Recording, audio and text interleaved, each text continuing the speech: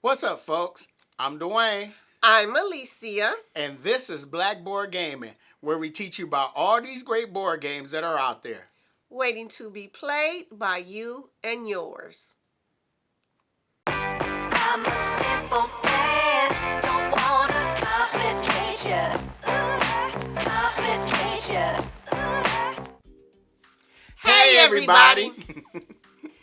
Today, we're going to do another video highlighting a publisher we love.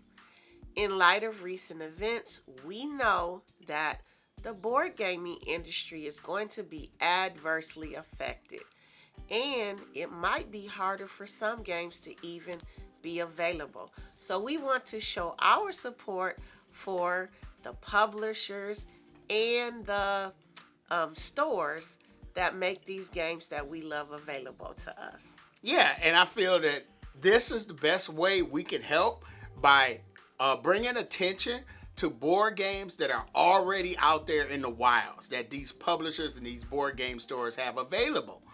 And so today we're going to talk about Arcane Wonders, which is one of my favorite board game publishers.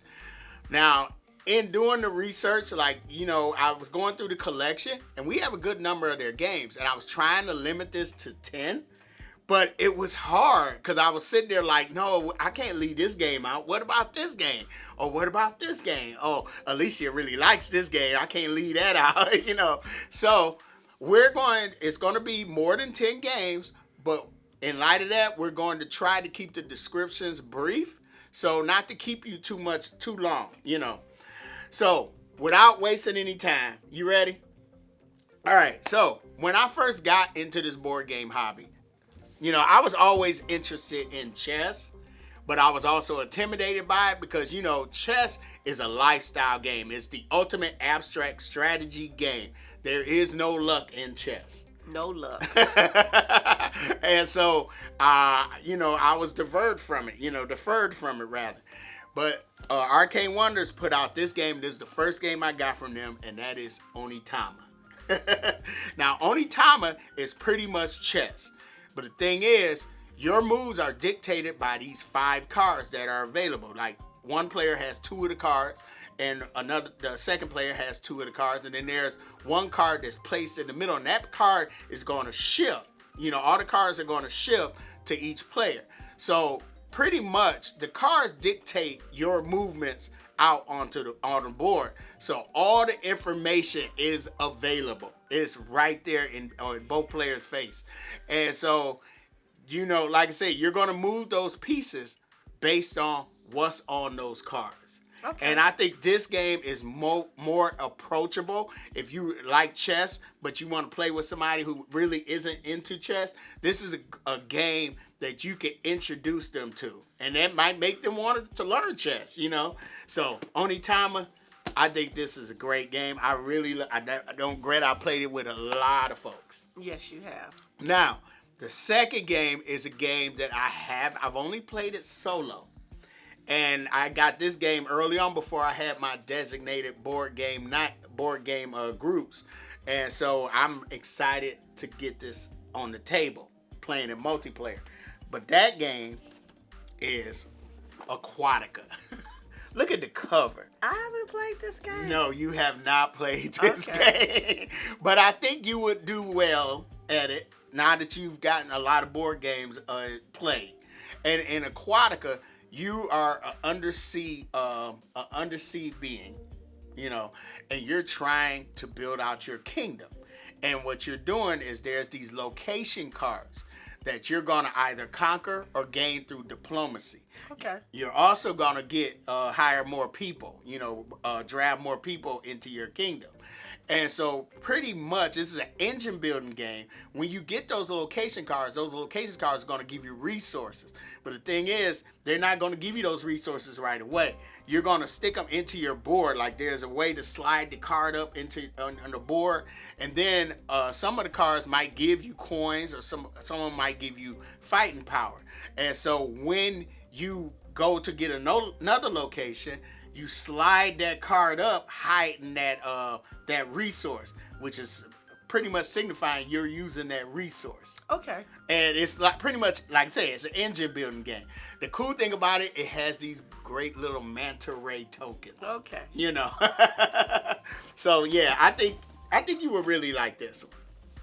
And they have a couple of expansions, you know, that I definitely want to try out. Okay. Now, this one, I know you've got your plays in. Four Gardens. So, Four Gardens is a deceptively complex game. To me, garden suggests calm, tranquility, and so I'm assuming in the game, ease. Right. Well, so in Four Gardens, pretty much you have this giant pagoda, pagoda in the middle of the table. And the pagoda is going to show you what resources you're going to gain. And so the resources are like rocks and wood and grass and it's water, And so you have these multi-use cards. And you're either going to be playing those cards in front of you for the blueprint, and you need to get the resources on those cards in order to turn it into the panorama. You're trying to create these panoramas in front of you. Or the card is going to dictate how to turn the pagoda. So here is the challenge. There are 4 tiers on the pagoda. And in order to gather the resources, it depends upon how they align.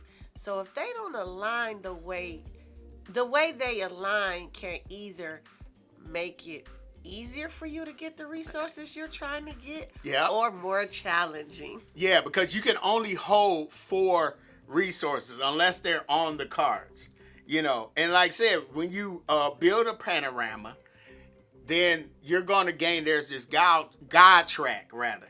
And that's pretty much how you're scoring points. And the panorama is going to grant you, I think the best word I can think of is synergy. And it's going to move your token up that God track. And at the end of the game, where your token is placed, that's how many points you're going to score. Thing is, if you've maxed out on one of them God synergy things, then you're going to move everybody else back. As you can see by Alicia's face, she wasn't crazy about that part. But Four Gardens, it is a beautiful game. And this is game, like I said, this is available. You can check this one out. All right. The next game is a game that, Gen Con one year, my friend went. And I saw this game on their Gen Con preview list. And I wanted it. And I was like, you got to bring me that game back. And he did. And that is Picture Perfect. Picture Perfect, you take on the role of a photographer. Trying to compose the perfect picture. The issue is each player has different people in the picture, and each of these people have preferences, and some of these preferences are competing. Yeah, they have like 3 preferences only known to you. And the other players also have 2 folk that's in the picture, and they have their own preferences. So each round, you're trying to manipulate where the people are placed in the picture. So at the end, more of your preferences are met. So you match the preferences in your hand. Yeah, and that's how you score points. Now, like you might have a person in the photo who you didn't meet any of their preferences. You'll end up getting negative points. Now, everybody in the picture has a preference, including the dog and the plant. Yeah, which is cool. We did a review video for this one, and this game was funny. Yes. Now, this is one of the few games, like, they have board games that go up to 5 and 6 players, and I'm not talking about card and party games. And I don't gravitate to that player count, but I played this at 6 players at Origins one year, and I was like, yeah, I had to get this. I had to get the 5 and 6 player expansion. Here you go. So, the next game is a game I just played a couple nights ago, and that is Furnace. Okay. Now, I definitely want to introduce you to this game because this is a really quick. It doesn't take long. It's a bidding game though. Okay. And you take on like corporations. You're trying to build up your engine, and you're gaining coal and metal and oil. And so on the cards, you're drafting these cards. You're bidding on these cards in the middle of the table, and these cards will give you a power. Like you can turn coal into oil, or you can sell metal for money, and that's the victory points in the game.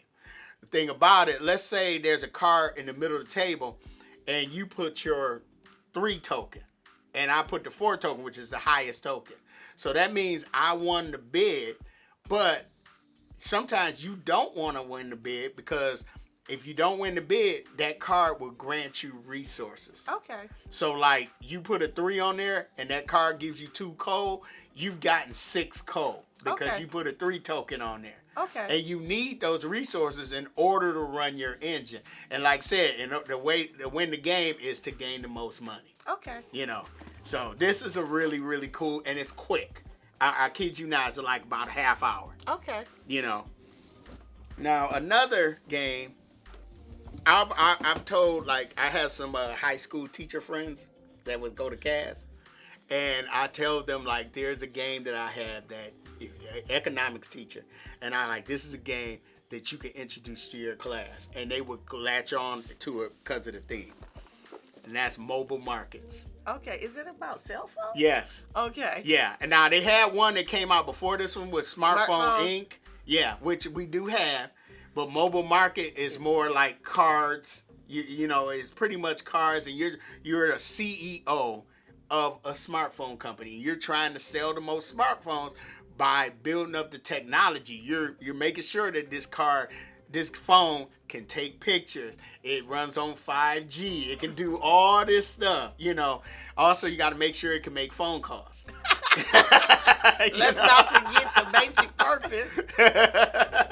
Because, you know, that's something I realized. When you go get a phone, you're not wondering if it makes good phone calls. You're wondering, make sure that, can you take good pictures? You know. But this is a really, really cool game, and I really enjoyed it. I need to get this back to the table. So I played it with my Friday night board game group, and it's been a while. Okay. All right. So this next one is this was one of our favorite games a few years ago. And maybe like 2 years ago. World Wonders. All right. So this game is a tile placement game. Mm-hmm. But the unique thing about it is the tiles are only the criteria because what you're doing is you're trying to place world wonders like the pyramids of Giza, and so, or the Colosseum in Rome. And so you have to have certain things, like you might need a certain road or a water. There's a residential. There's church tiles. There's libraries. Yeah, libraries, markets, and I did say church already. The markets, right, and everything. And so each of the wonders are these wooden depictions. Yes, they look amazing.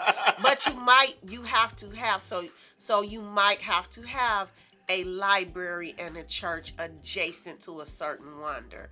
So you have to have that in place before you can place the wonder. Yeah, this is a beautiful game, and we've done a review video for this. I'm going to leave all the reviews that we've done for these games in the description below, so you can go check them out. Because like I said, we want to keep the description brief, but World Wonders is probably like our favorite. It's certainly my favorite Arcane Wonder game. Yeah, you know, I do love playing this with you. Now, there's another one that I really don't feel like going to pick it up because it is a big game. Why don't you just do the box? I was like, I'm good. That will block us out, you know, and that is Foundations of Rome.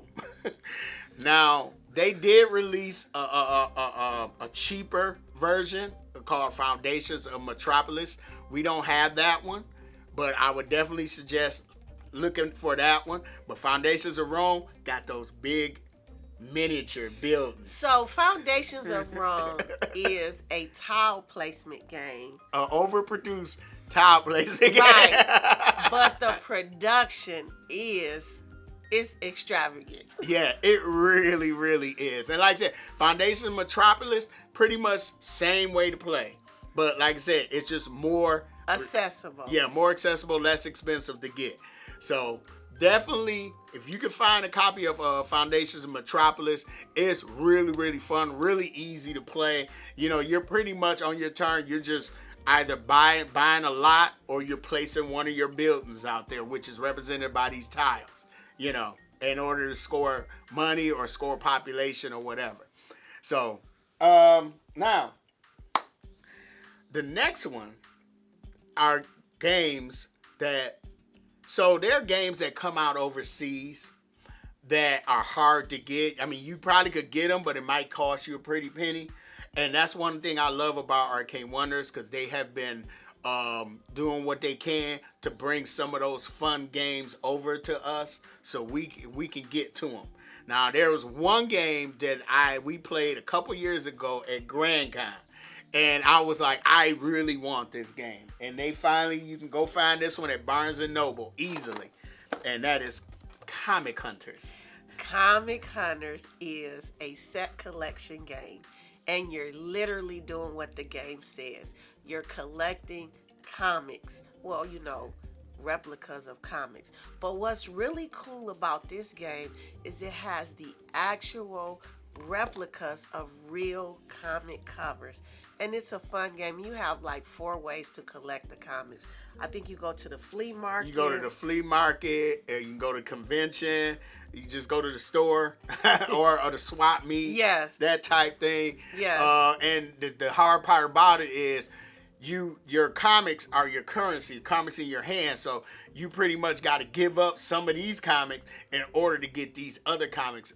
And like I said, you're trying to get a certain run. Like you want all the Black Widow comics or all the Spider-Man comics.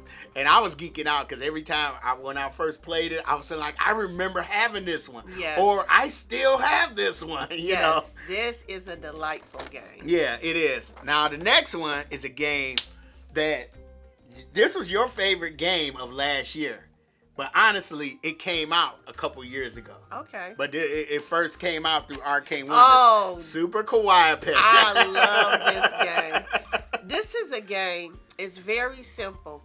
It's a card-placed game. It's the only components are cards, and they are pets, and they're unhappy. So they're either hungry or unhappy or not feeling well. So you either have to give them some TLC, some food, some medicine, or a combination of.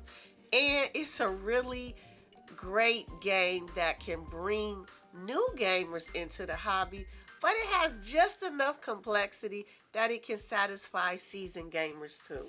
Yeah, I really did enjoy this. This is a fun, like, a filler type game for me, you know, but I really did enjoy it, and I really enjoy teaching it to people who are new to board gaming, and this has been a success. Yes. So now another one that we played is this one, and I don't know what year this actually came out, but Vegetable Stock.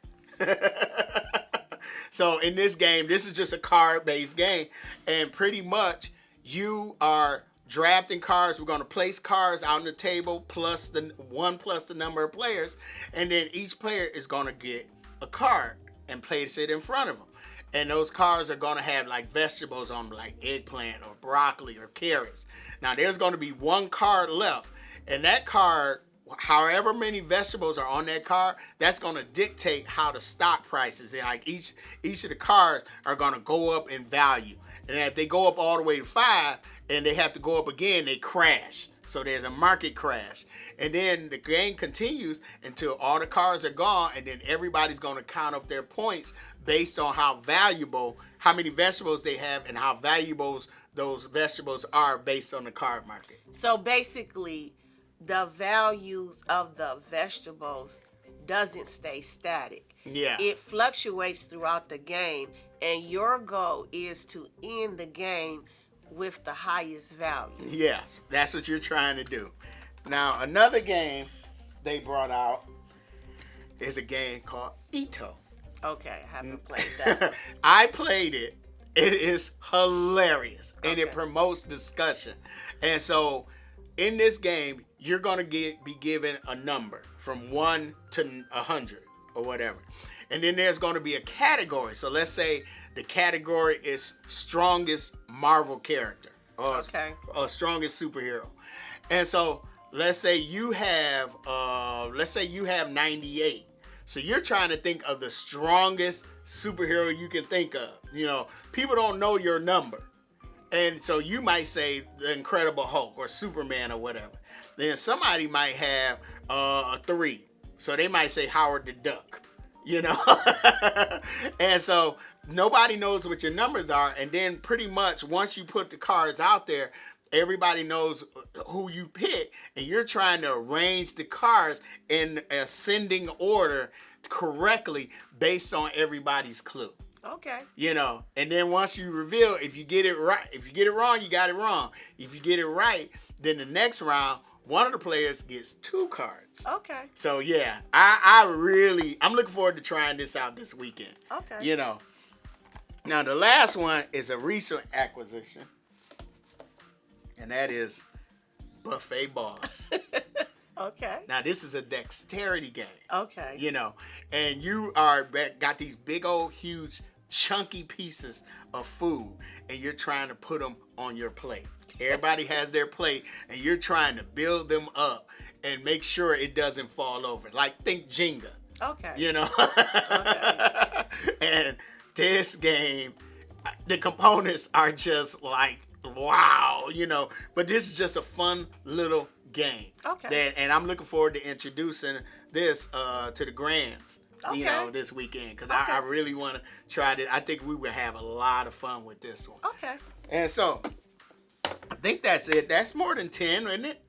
I don't know. I think so.